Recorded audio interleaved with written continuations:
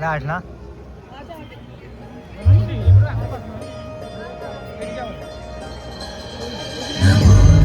शमीशान निर्वाण रूपम्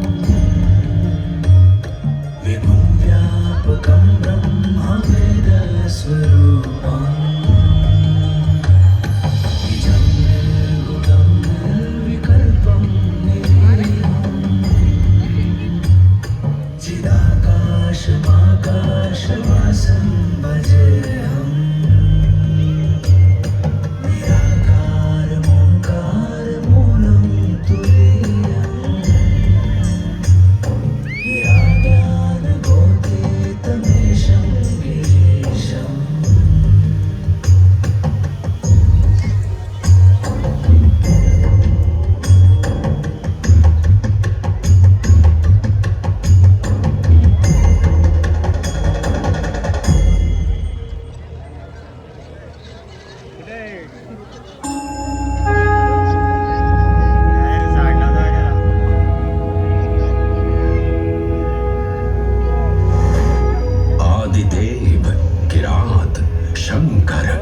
जटाधारी मृत्युंजय विश्वेश त्र्यंबक महारुद्र नीलकंठ महाशिव महाकाल महेश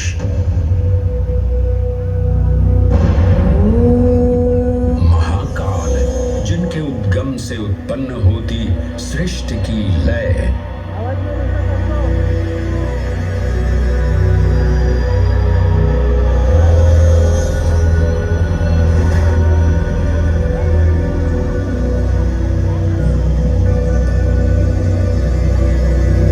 जिनकी मौनता में सन्निहित है समस्त ब्रह्मांड की माया। इन महान देव को नमन करने से पूर्व आइए वंदन करें उस रूप को जो स्वयं शिव से पहले पूजित होते हैं, श्री गोपू बालेश्वर। जब एक 5 वर्षीय बालक ने राजा चंद्रसेन को अपनी अमूल्य मणि की रक्षा हेतु महाकाल की उपासना में लीन देखा तो वो भी भक्ति में तल्लीन हो गया। माँ के बार बार बुलाने के बावजूद वो अपनी पूजा में एकाग्र रहा। उसकी श्रद्धा से प्रसन्न होकर भगवान शिव स्वयं उसके घर लिंग के रूप में प्रकट हुए। इस बालक की भक्ति से प्रभावित होकर चंद्रसेन सहित अन्य राजा भी वहां पहुंचे, जहां स्वयं भगवान हनुमान ने भी दर्शन देकर उद्घोष किया कि इसी वंश में नंद जन्म लेंगे, जिनके पुत्र होंगे विष्णु भगवान के अवतार श्री कृष्ण। ये परंपरा न केवल बाल भक्ति की प्रतीक है, बल्कि गुरु शिष्य परंपरा, तांत्रिक साधनाओं और क्रमिक पूजन की विधियों से भी जुड़ी है। मंदिर परिसर में स्थित एक छोटा मंदिर श्री गोपू बालेश्वर महादेव मंदिर आज भी इस घटना की स्मृति को संजोए हुए है। महाकाल जो हर परमाणु और कोशिका में है, हर पल हर क्षण में। महाकाल जो है इस महानगर उज्जैन और नदी शिप्रा के कण कण में। आइए सुने उसी पावन नदी शिप्रा से महादेव की अद्भुत गाथा।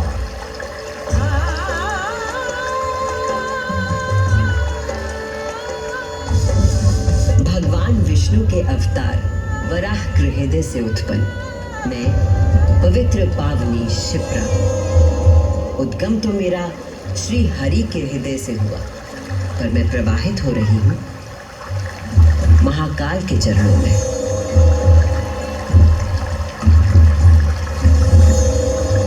पुराणों में मुझे कई नाम प्रदान किए गए हैं, जबरधन, पापधन, अमृत संभवा और शिप्रा। वर्तमान कथा का प्रवाह आरंभ करने से पूर्व यह आवश्यक है कि मैं आप सभी को अपने उद्गम की उस दिव्य गाथा से अवगत कराऊं, जिसे जानकर आप अचंभित हो जाओगे। मेरा उद्गम ऋषि अत्रि से जुड़ा है।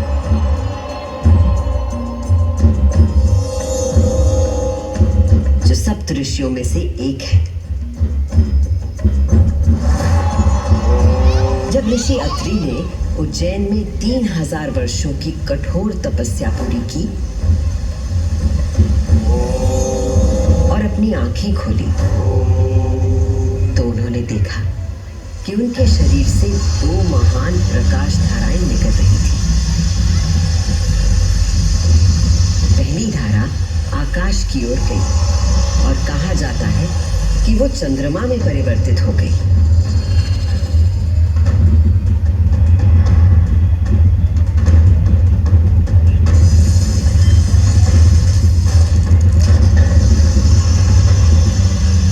और दूसरी प्रकाश धारा पृथ्वी की ओर गई और उसने मेरा रूप धारण कर लिया। और उस प्राचीन काल से बहती आ रही हूं मैं, इतिहास, आध्यात्मिकता, दिव्यता की कहानियां अपने साथ लेकर। कहानियां महाकाल की जो विश्व का आदि और अंत है, जीवन का आरंभ और समापन जिनकी इच्छा से होता है, जो इस विश्व की निस्तब्धता और ध्वनि दोनों है। कर्पूरगौरं करुणावतारं संसारसारं भुजगेन्द्रहारं सदा वसन्तं हृदयारविन्दे भवं भवानी सहितं नमामि। कर्पूरगौरं करुणावतारं संसारसारं भुजगेन्द्रहारं सदा वसन्तं हृदयारविन्दे भवं भवानी सहितं नमामि। कर्पूरगौरं करुणावतारं संसारसारं भुजगेन्द्रहारं सदा वसन्तं हृदयारविन्दे भवं भवानी सहितं नमामि। कर्पूरगौरं करुणावतारं संसारसारं भुजगेन्द्रहारं सदा वसन्तं हृदयारविन्दे भवं भवानी सहितं नमामि। महाकाल की महागाथाएं इतनी विस्तृत हैं कि वे काल और अंतरिक्ष की सीमाओं को पार कर सकती हैं।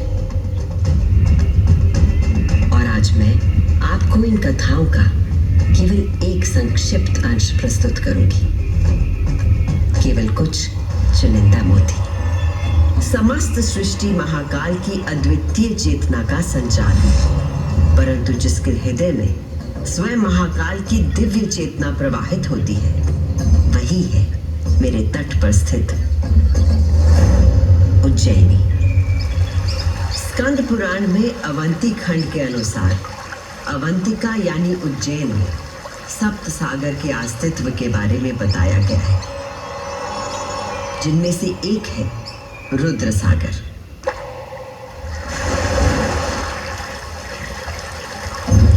वही रुद्र सागर जहां आज आप सब विराजमान हैं, जहां पर अनादिकाल से ब्रह्म कमल खिला करते थे,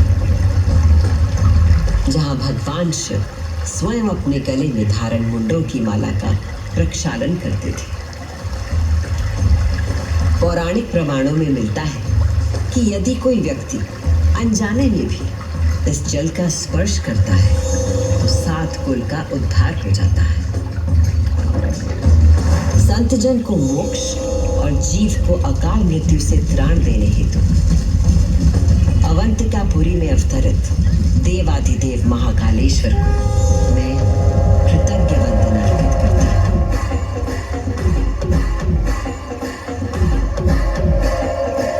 आज मैं शिप्रा देवी आपको उन्हीं महाकाल की शिव पुराण में उल्लिखित एक गाथा सुनाती हूँ।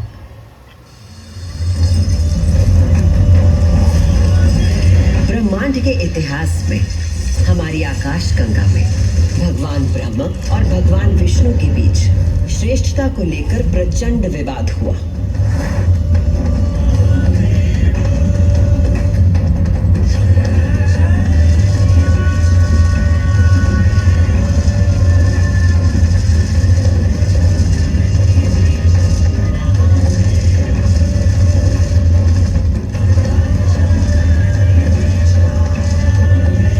जब अपनी पराकाष्ठा तक पहुंच गया तो दोनों अपने अपने दिव्यास्त्र लेकर आपस में युद्ध करने के लिए तैयार हो गए। स्वर्ग में हाहाकार मच गया।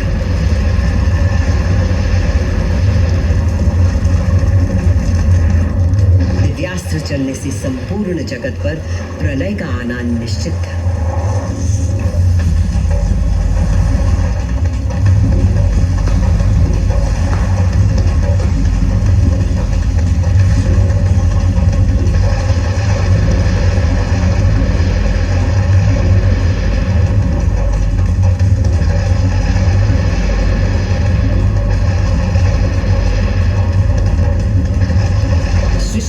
के प्रकोप से बचाने के लिए और इन दोनों के विवाद को रोकने के लिए भगवान शिव को माया रचनी पड़ी। और अकस्मात अग्नि की ज्वालाओं से लिपटा हुआ एक महान अग्नि स्तंभ आकर स्थापित हो गया, जिससे दोनों देवताओं के दिव्यास्त्र स्वयं ही शांत हो गए।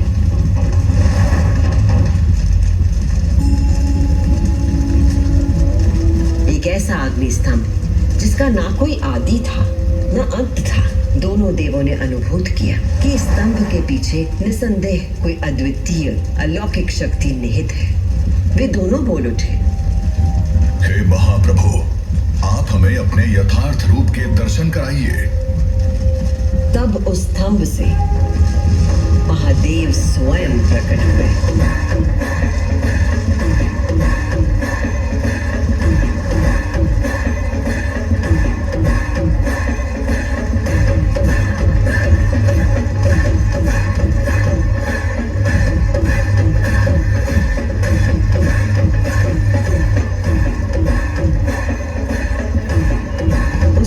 और विराट रूप के पंच मुख थे और प्रत्येक मुख में 3-3 नेत्र प्रकाशित हो रहे थे। उनके भाल पर चंद्रमा का मुकुट था और मस्तक पर जटा।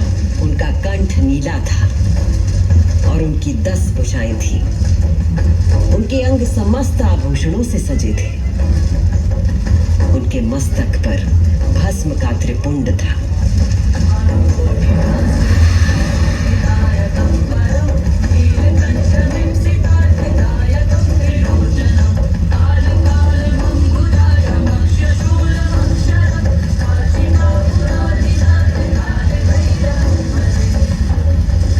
महादेव ने ब्रह्मा और विष्णु से कहा, सूर्यश्रेष्ठ ब्रह्मा जी, आप मेरी आज्ञा से सृष्टि की रचना करें और सूर्यश्रेष्ठ विष्णु जी, आप चर अचर जगत का पालन करें। मैं ही सृष्टि का पालन करने वाला और मैं ही सृष्टि का संहार करने वाला हूं।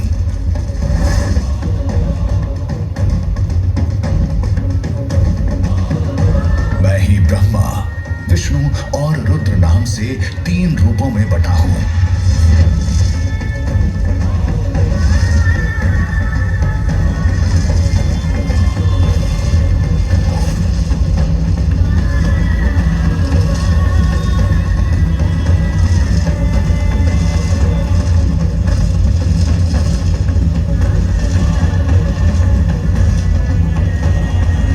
ये कहकर भगवान शिव स्वयं पृथ्वी पर लिंग के रूप में स्थापित हो गए। उस पल से इस लोक में लिंग पूजा का विधान प्रारंभ हुआ।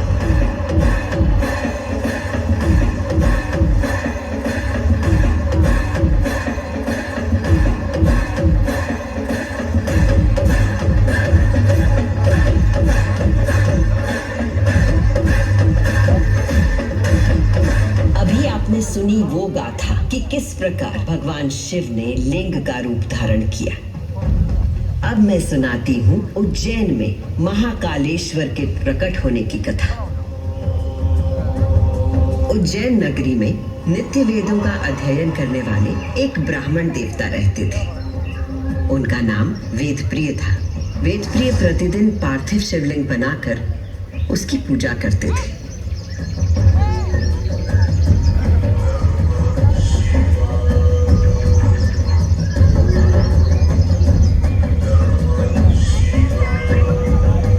वेदप्रिय के शिव पूजा पारायण और भगवान शिव में आस्था रखने वाले 4 तेजस्वी पुत्र थे। उनके नाम थे देवप्रिय, प्रियमेधा, सुकृत और सुव्रत। चारों सद्गुणों में अपने धार्मिक पिता से कम न थे। दिनों दिन उनके सद्गुणों में अभिवृद्धि होती रही, जिसके कारण अवंती नगरी उनके ज्ञान के तेज से प्रकाशित होने लगी। उसी समय दूषण नाम का एक असुर प्रजापति ब्रह्मा की उपासना में लगा हुआ।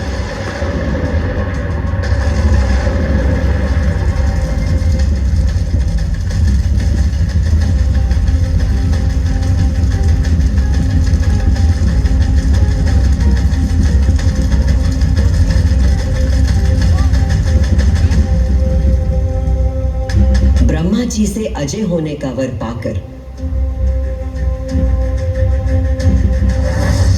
दूषण वेद, धर्म और धर्मात्माओं पर आक्रमण करने लगा।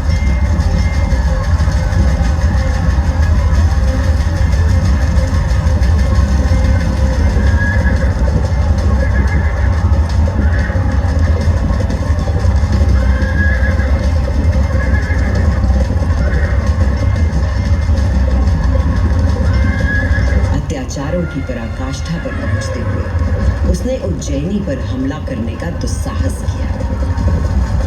उज्जैनी में त्राही त्राही मच गई। मेरे दैत्य सेना नायकों, तुम चारों दिशाओं में जाओ और उज्जैनी में जहां कहीं धर्म पर चलने वाला, वेदों का अध्ययन करने वाला दिखाई दे, उसका नाश करो।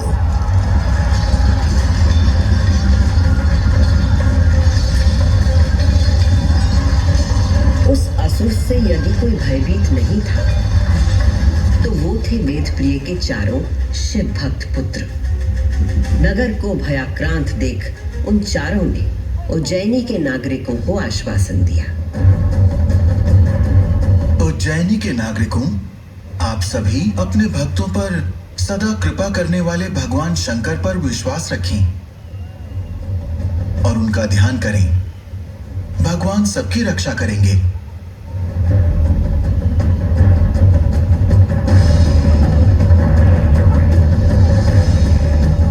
मंत्रोच्चार का आवेग बढ़ गया। देवप्रिय और उनके पुत्रों के संग उज्जैन के सभी नागरिक भी जाप करने लगे।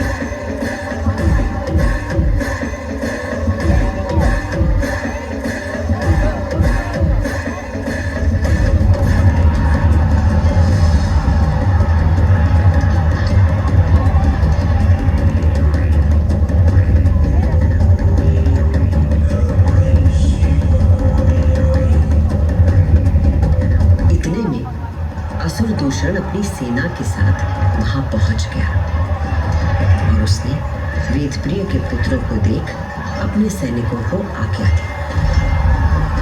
वध कर दो शिव की आराधना करने वाले इन शिव भक्तों का।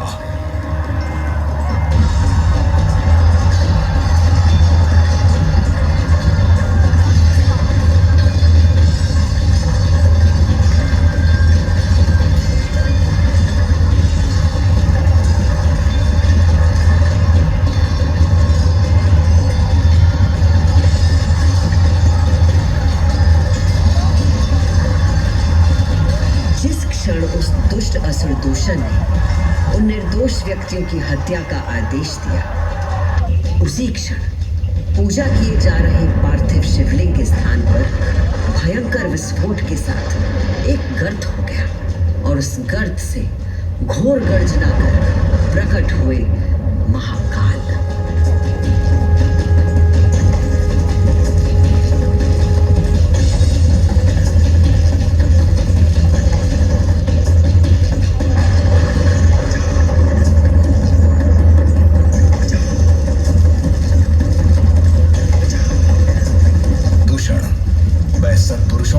आश्रयदाता हूं और तुझ जैसे दुष्टों के लिए महाकाल हूं।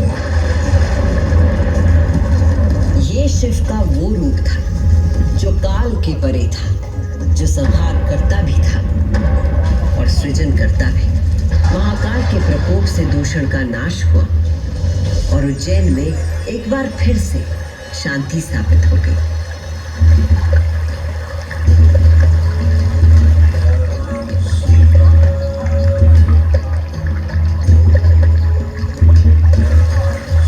उज्जैनी के लोगों की आस्था से प्रसन्न भगवान महाकाल ने उन्हें वरदान मांगने को कहा। उज्जैन के निवासियों ने भगवान महाकाल को उनके भक्तों की रक्षा करने के लिए उसी स्थान पर सदा के लिए विराजमान होने को कहा।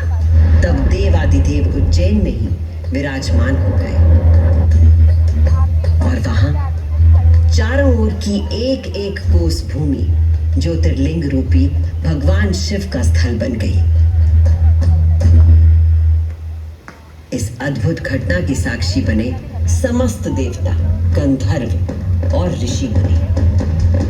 उज्जैन का वातावरण दिव्य ध्वनियों और मंत्रों से गूंज उठा।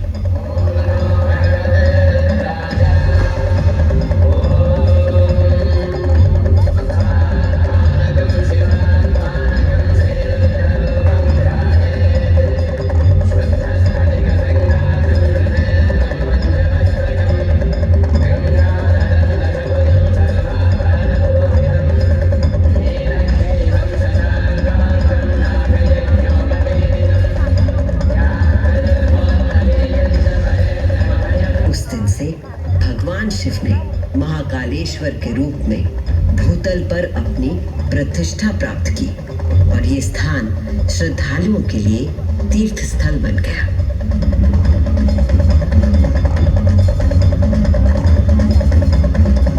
शिव पुराण में 12 ज्योतिर्लिंगों में से एक महाकालेश्वर ज्योतिर्लिंग।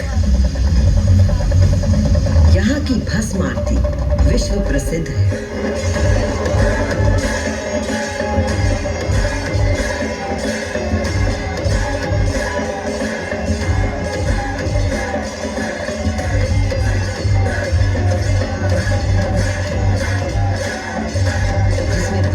भगवान का श्रृंगार किया जाता है क्योंकि महाकाल की तरह भस्म अविनाशी और अपरिवर्तनीय होता है। इस आरती की शक्ति और महिमा ऐसी है कि भक्तों के सारे पाप समाप्त हो जाते हैं। केवल इतना ही नहीं, उज्जैन वो नगरी है जहां मानव शरीर पूरे ब्रह्मांड के साथ सामंजस्य स्थापित करता है।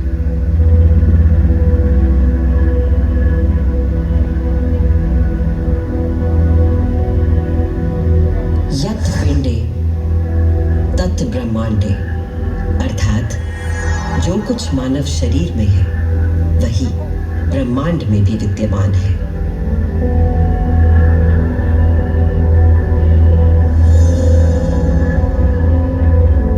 ब्रह्मांड के सृजनकर्ता महाकाल के आशीर्वाद से मैं शिप्रा आपको उज्जैन तथा महाकाल की शक्ति, भक्ति और मुक्ति की गाथाएं सुनाती रहूंगी। काल का प्रवाह अनंत है, इसलिए जब तक महाकाल है